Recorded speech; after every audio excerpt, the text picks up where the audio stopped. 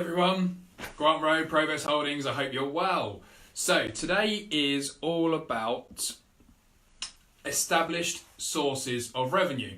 So we're continuing this theme of growth and what we can do within our business in order to grow, but also as individuals, what we can do to help ourselves grow.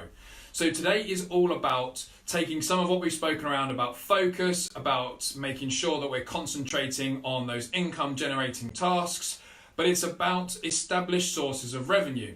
Because hopefully you'll agree, it's fair to say that there are lots and lots of opportunities out there that we can get involved in.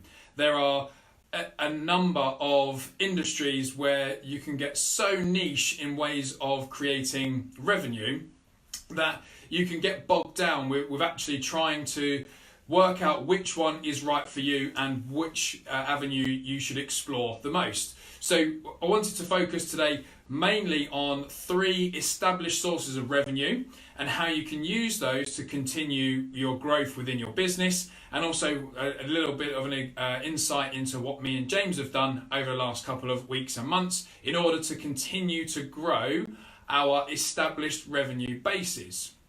So some of you might be thinking straight away, okay, well, why is established sources of revenue relevant? Surely every form of revenue is an established one. And that's a fair comment.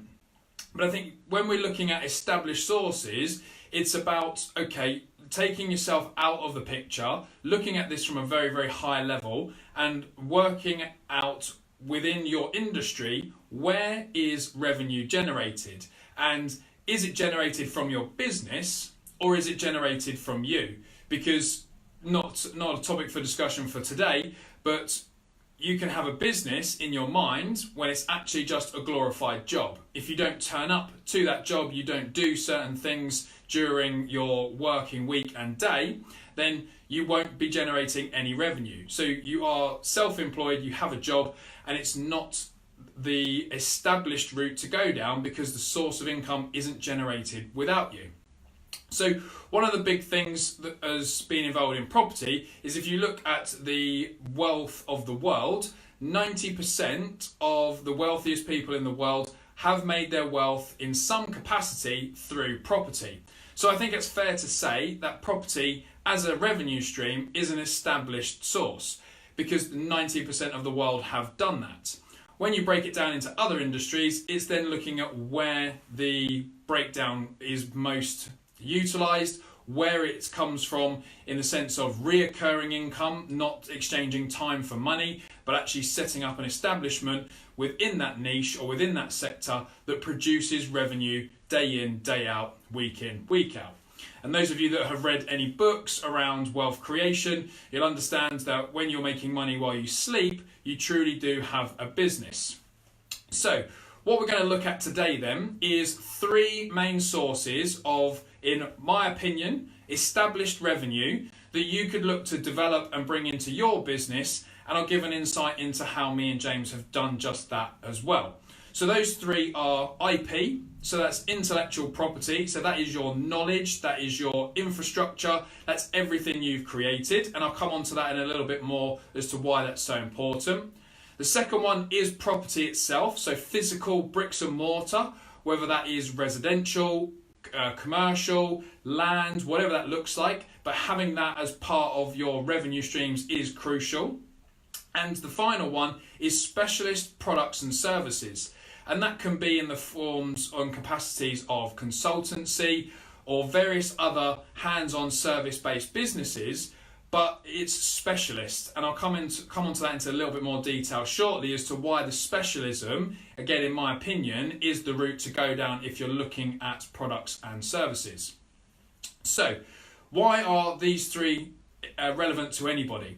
Well, again, because of the topic of today's talk, they are established. They've been here for hundreds of years and they are now part of what creates business and individual wealth.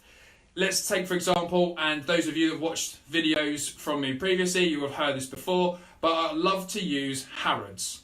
Harrods have been around in the retail market for hundreds of years. I think they're nearly 200 years old. And they are the most expensive in their field and they sell products I've been in there and seen ridiculously priced items. But it's because the value of those items is so high that if they stay in that store for however long, they just wait until they sell. When was the last time any of us ever saw Harrods doing a 70% off sale? They don't do it. They've never done 70% off any of their items as far as I can remember. And if you've ever been to Harrods and you've seen a 70% off sale, please do let me know, because I'd be really, really interested to see what items they were selling at such a discount. But the reason I like to use that is because they're a product-based industry within retail, and they have kept their products high, they've kept their margins high, they've kept their values high. Lo and behold, they've been here for hundreds of years. Now, that shows that their specialism is high-ticket items, and they've been able to build their business around high-ticket items, and they've attracted high-ticket items to their business and their industry. So that's just a very, very short example as to why it's relevant. Because if you focus solely on what you believe in an established market, then revenue can be generated all the time.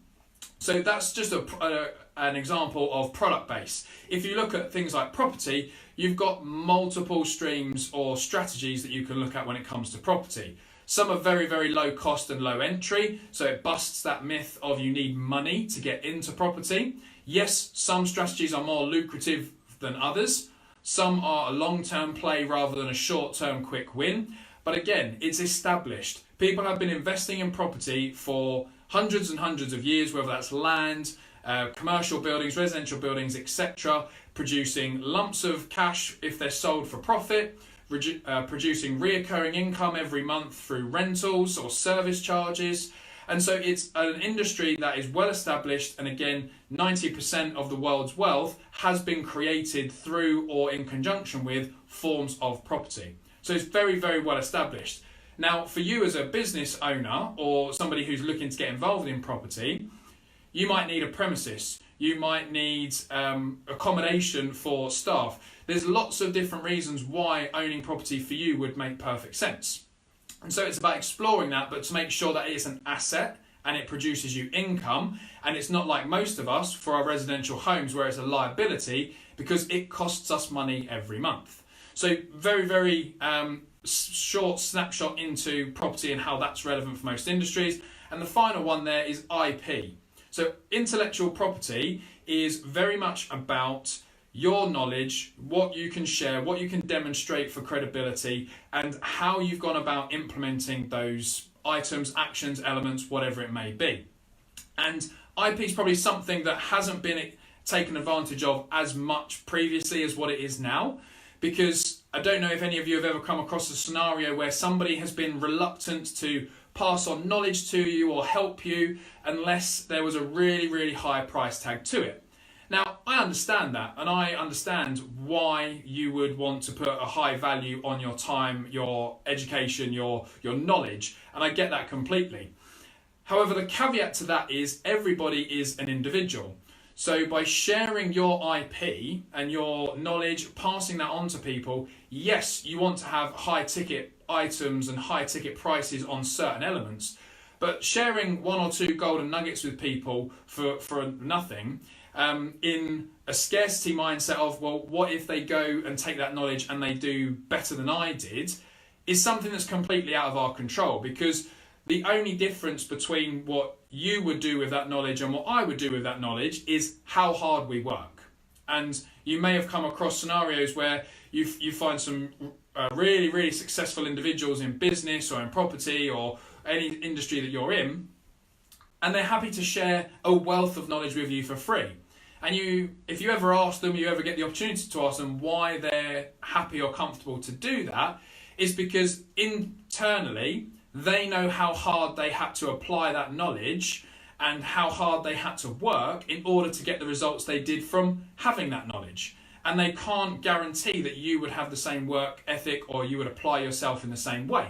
So IP is very, very powerful because results speak really, really highly on how that IP is applicated into certain areas, certain industries, or how you move forward in what it is that you're doing. So those three things, IP, property, and products and services are crucial if you're going to focus on established sources of income in getting them into your business. So the next question is then how? How can we get either of those three into our business without kind of going along a shiny penny syndrome and trying to do absolutely everything? So the first way to look at this is, let's start with IP. So I've alluded to, it's a lot about how hard you apply that knowledge, how hard you work, and how hard you put that knowledge into action in getting the results back in your favour. And so whether it's continually educating yourselves in different avenues of business, different strategies within property or finance or whatever the industry is that you work in, it's about continually increasing your intellectual property, your knowledge base, creating your own takes and spins on certain tried and tested methods, and showing that because you did what you did, you achieved certain results. And that's very powerful, more on an inspiration perspective, because people will pay for inspiration. They will pay to know new things. They will pay for knowledge. And if they are inclined in progressing, developing, whether it's personally or within business, the best investment they can make is in themselves. So if you've got a sound underpinning of IP, then you're always going to have an offering for individuals to join you with. They'll be able to purchase your knowledge, your courses, whatever it may look like. The great thing with where the industry is going now is everything is digital. So let's say, for example, you run workshops on creating certain products, whether that's physical, digital, whatever that looks like. If you recorded the workshop or the session or the one-to-one program with anybody, whether that's video, audio, whatever that looks like, you can then repurpose that as an online course. Now, I know what some of you are thinking, well, why would I do that? Because people would just pay for the cheap online course and do it from home rather than pay a much higher price and come to the physical workshop, seminar, whatever it is.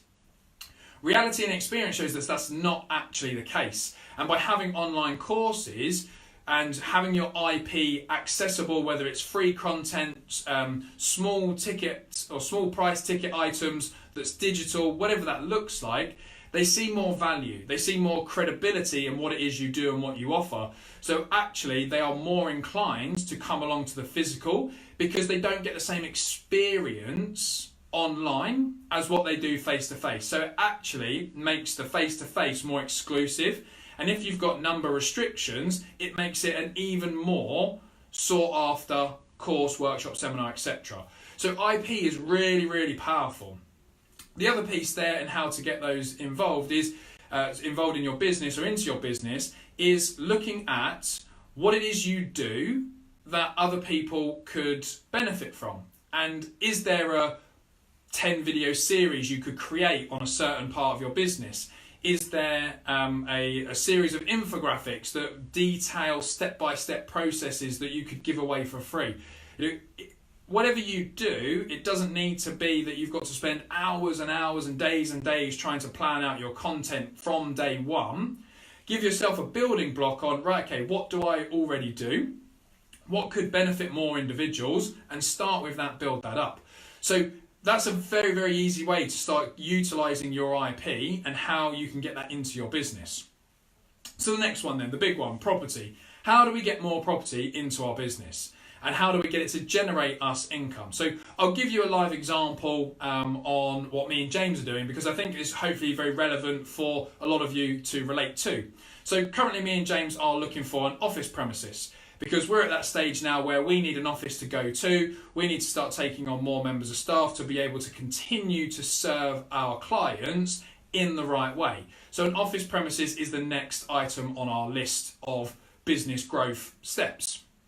So we're looking at various different elements, and we're looking at, do we rent, do we buy, what actually are we trying to get a hold of, and how are we going to do that? The underpinning thing for us is that whatever we do, we need to be able to rent out additionally on whether it's a separate lease or split the property or different floors, whatever it looks like. we need to be able to rent out 75% of that space because we only need to use 25 of it. So if a building is 100 square metres in space, we're only going to take up 25 square metres and then we're going to rent out 75. Now, we're very restricted because you can't do that everywhere. You can't do that in every commercial building. Every lease that you take won't always allow you to share the space with another individual unless they are on the lease jointly with you. There's lots of different elements and factors that come in. But we've narrowed it down to that ratio because if we're renting out 75% of the space, it's very likely that that 75% will pay for our 25% and it will put money in our pocket every month at the same time, or it will just cover all expenses, and so then that workspace for us is essentially free. Now that's just a very, very small and easy way to ease ourselves in to getting office space. So if you're a small business like we are, but you're growing rapidly and office space is the next step for you, it could be, do you look for a specific lease where you can section out and rent out, similar to like a lease agreement, but you're a tenant that then can lease out other elements of the building or other areas of the building as well and generate income from that. Because then essentially you've got a property in your business, albeit you don't own that property, but it's now generating you an income. Worst case scenario is it's covering the majority, if not all of the expenses in that property. So it allows you to use the space, run the space, whatever it is, completely free because it's being paid for by the subsection or the subletting or whatever the lease allows you to do. Now that's just one example because that's what we're doing, that's what we're looking for.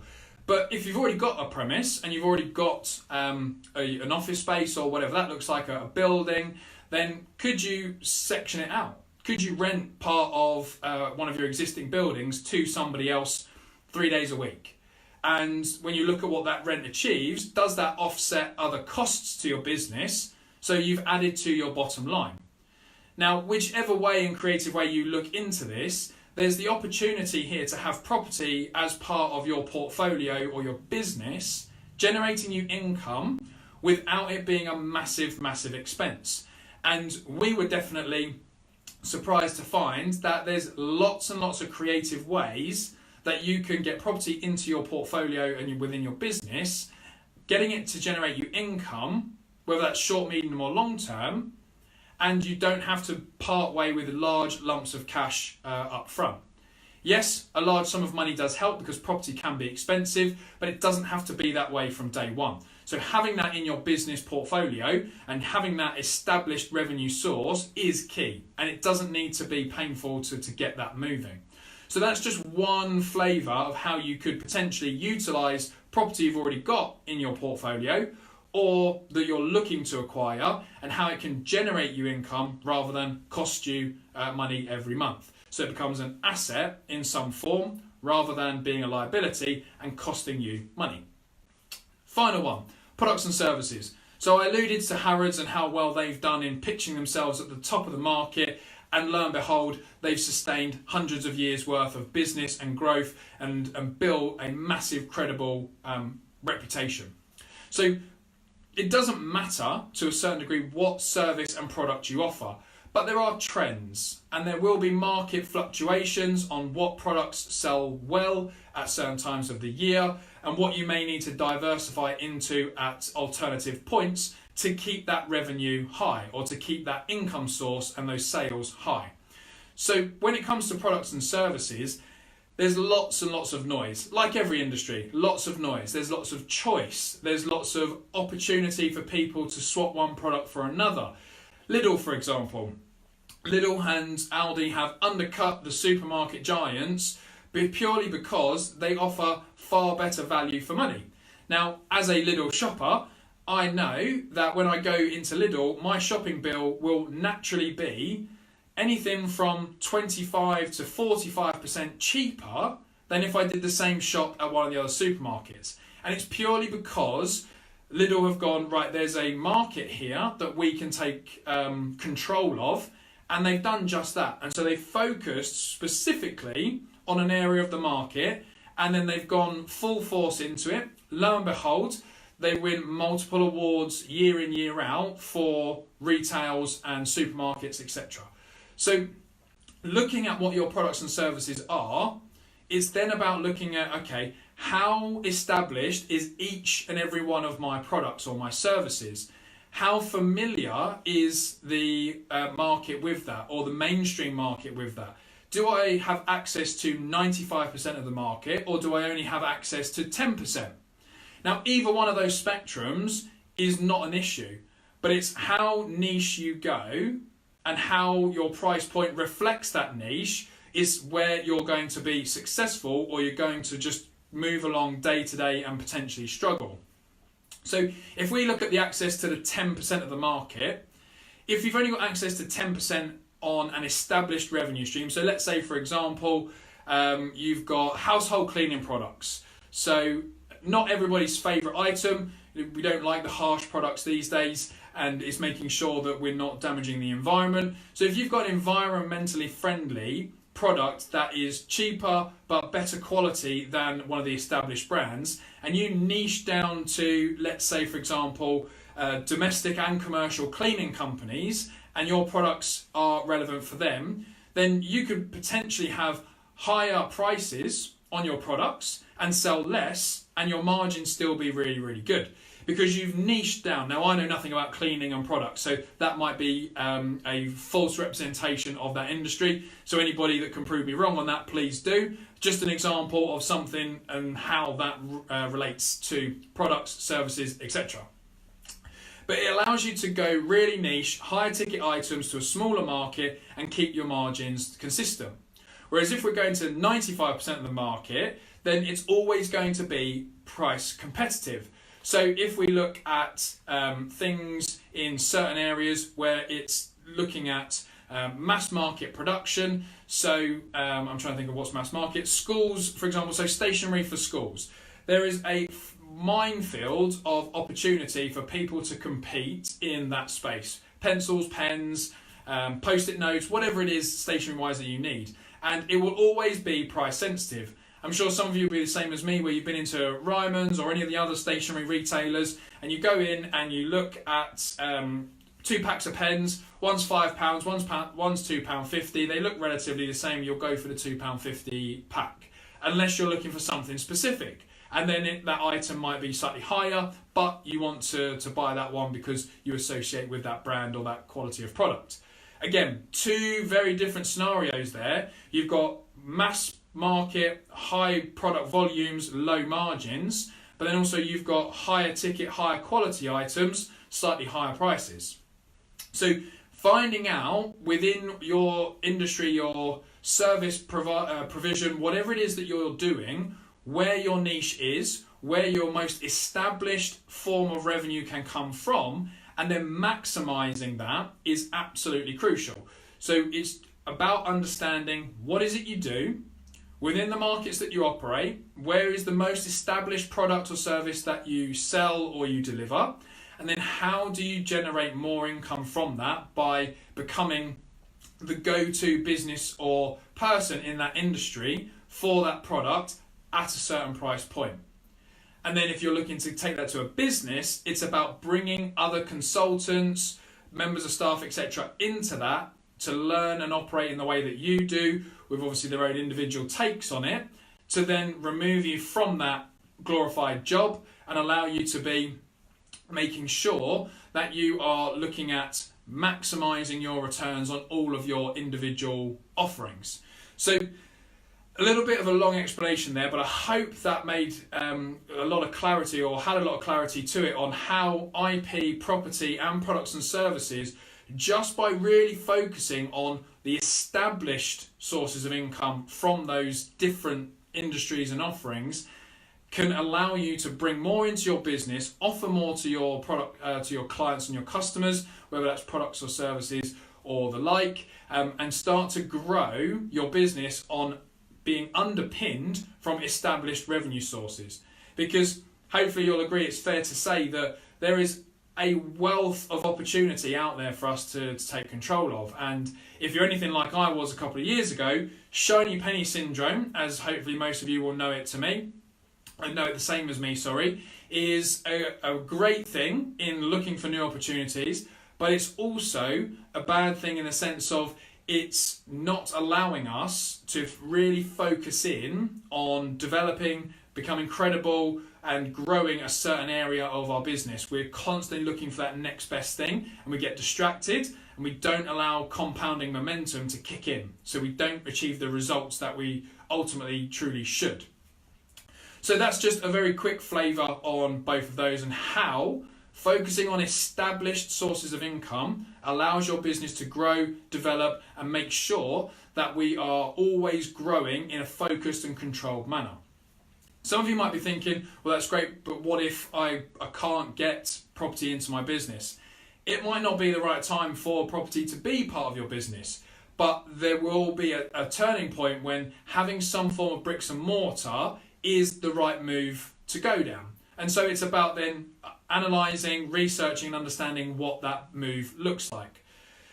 You might also be thinking, well, what if I don't know which of my items or my products or my services are the most high ticket? Then that's just a little bit more research. It might be, as we said in a previous video, around feedback. Get feedback from your customers and clients. Look at the analytics on your sales, or understand where your competitors do the most of their transactions and see if you've got a better offering, or you've got an alternative that you can compete, become a specialist in, whatever that looks like. And then I think one other thing that some of you might be thinking is, well, what if I don't have any IP? What if I don't have any knowledge or information that I can pass on?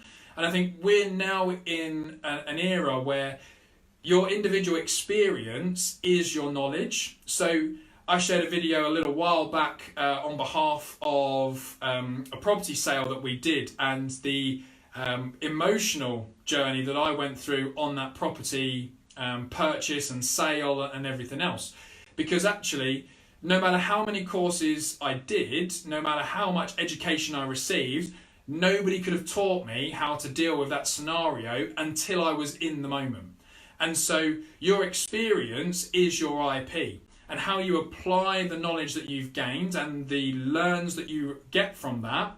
Some people call them failures. It's not a failure because you just find the solution to keep going. And how you build that wealth of experience is then your IP. So it might not necessarily be that you have no knowledge. It's about understanding how you've applied the knowledge you do have and sharing those experiences in some form of content creation. So hopefully that's been a really big deep dive into how focusing whatever it is in your industry. So for us it's property, but for you might be something different. If you focus on established sources of income within your markets, how you can help your business grow and take things to the next level. If you want any more information, or you've got any questions around established sources of income, please do reach out. Please do drop us a question. We're always looking to engage with more people. If you've got anything property-wise that you'd like to speak to us about, again, please do contact us directly. Only other thing for this is please make sure that you're liking, sharing and following us with all these videos. If you think these videos are relevant for other individuals that you know, please do tag them in these videos or share them to them. We want to make sure that everybody is seeing and hearing this content and hopefully getting a lot of value from it. So that is all from me this morning. I hope that's been of use. I'll be down in London over the next couple, well, I'll say next couple of days, but for the rest of today. So I'll make sure that, say, if any of you are around, please do let me know, and I will be sure to be in contact. Have a great Thursday, and I shall see you tomorrow. Bye for now.